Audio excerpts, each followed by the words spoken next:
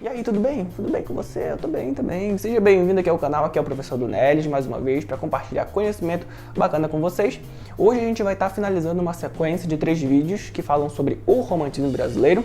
Na aula de hoje, especificamente, a conversa aí sobre a prosa romântica. Então, se você quer entender melhor esse conteúdo e aprender muita coisa sobre esse assunto, fica ligado nesse vídeo.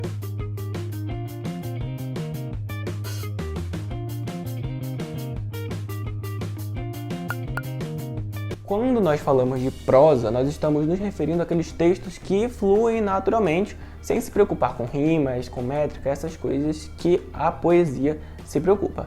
Esses textos eles se assemelham a conversas cotidianas. E são exemplos disso: contos, novelas, os romances. A prosa romântica é dividida em 4 fases e a primeira delas é a urbana. Nessa fase, as narrativas se desenvolvem ali no Rio de Janeiro e áreas metropolitanas, tem uma pegada mais cidade grande, mas sem deixar de contrastar ali com a natureza. As narrativas dessa fase, elas são melodramáticas, ou seja, elas são melosas e são dramáticas, até porque, como se desenvolvem mais ou menos ao mesmo tempo que a poesia, elas têm características parecidas. O amor e a mulher continuam sendo idealizados. Nessa fase, especificamente, a elite e os costumes da elite são muito bem retratados. O herói, a heroína, os protagonistas, eles enfrentam muitas dificuldades para alcançar ali a sua felicidade. E uma curiosidade dessa primeira fase é que o público era principalmente feminino. Autores representativos dessa primeira fase são Joaquim de Macedo, Manuel de Almeida e José de Alencar. E as obras A Moreninha, Memórias de um Sargento de Milícia e Senhora.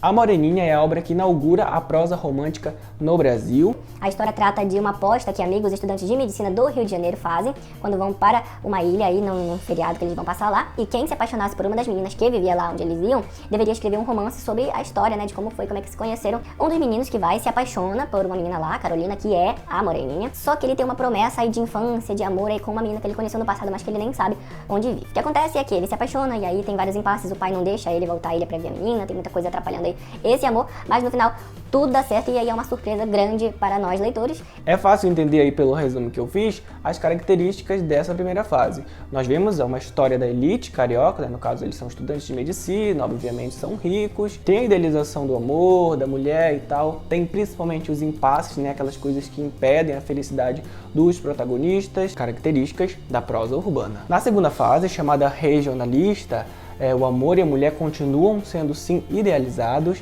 entretanto agora a sociedade que é apresentada não é mais uma sociedade de elite, uma sociedade burguesa e rica, e sim uma sociedade do interior, uma sociedade mais pobre, mais rural. Apresenta-se as paisagens e usa-se termos regionais. Os protagonistas, os heróis e as heroínas, eles são mais rudes e enfrentam dificuldades do meio onde vivem e não só no amor. Obras como O Sertanejo e a famosa Escrava Isaura representam muito bem essa fase. O romance O Sertanejo, de José de Alencar, apresenta o Nordeste e o nordestino ao leitor, ainda que de forma mais genérica, né? Mas apresenta já aí um homem que é forte, que luta, que sofre na vida, que busca uma vida melhor, mas que preserva os seus ideais acima de tudo e que também ama. O protagonista da história é um vaqueiro fiel ao seu patrão, que luta por uma vida digna, que luta, que busca o seu amor, mas aí os antagonistas, né, os seus inimigos aí fazem de tudo pra dar errado os planos dele. A gatinha dele quase casa com outro, mas aí no fim, graças a Deus, dá tudo certo pra ele. A diferença entre a segunda e a primeira fase é que lá na primeira, na urbana, as paisagens e os personagens são mais burgueses, aquela coisa mais elite, mais chique, rica e tal. Já na segunda, na regionalista, temos uma paisagem, personagens mais pobres, uma coisa mais dificultosa. A terceira e a quarta fase, elas se desenvolvem mais ou menos ao mesmo tempo e são muito parecidas, que são a histórica e a indianista.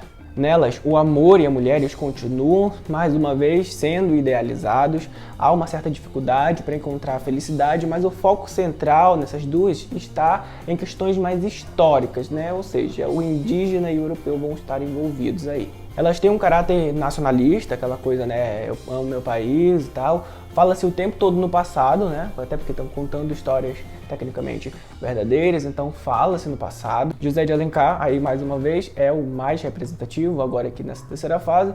E as obras mais conhecidas são Iracema, o Guarani, A Guerra dos Mascates. O Guarani, por exemplo, de José de Alencar, é um livro que tem um enredo complexo, que conta a história de um amor também complexo entre um índio e a filha do fidalgo português Dom Antônio Maris, que é um personagem real da história do Brasil. Ele foi um dos fundadores do Rio de Janeiro. Essa obra, ela nos apresenta o contato que os europeus tinham com o indígena naquela época, né? Os conflitos ou as proximidades e como que isso influenciou ou não, né, no desenvolvimento do país. Vocês conseguem perceber, né? Vocês veem o amor, vocês veem a dificuldade de ser feliz, personagens históricos misturados aos fictícios, nós temos aí uma representação histórica, todas características da terceira e quarta fase da prosa romântica.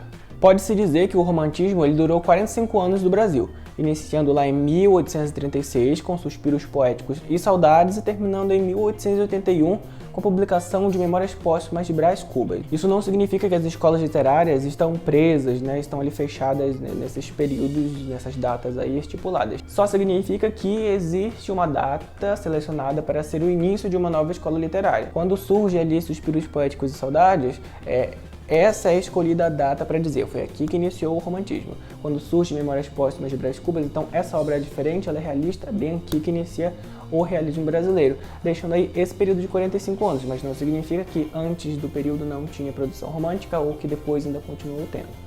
Por hoje é só, eu espero que vocês tenham gostado, né? Estamos aqui finalizando essa sequência de vídeos sobre o romantismo. Eu espero que vocês tenham principalmente filtrado bastante coisa desse conteúdo, as características do romantismo, as fases da poesia, as fases da prosa, né? Que é muito importante aprender esses conteúdos e conhecer um pouco da literatura do nosso país. Compartilhem esse vídeo com seus amigos, curtam, se inscrevam se ainda não são inscritos. E é isso, um forte abraço e até qualquer hora.